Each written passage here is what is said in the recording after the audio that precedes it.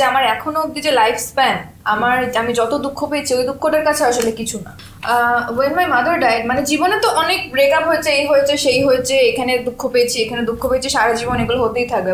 But when my mother died আমার এমন একটা ধাক্কা লেগেছিল, ইটস বিন 6 years, বাট ওই ধাক্কাটার কাছে আমার এখনো অব্দি মনে হয় যে আমার এখনো অব্দি যে লাইফ স্প্যান আমি যত দুঃখ পেয়েছি ওই দুঃখটার কাছে আসলে কিছু না।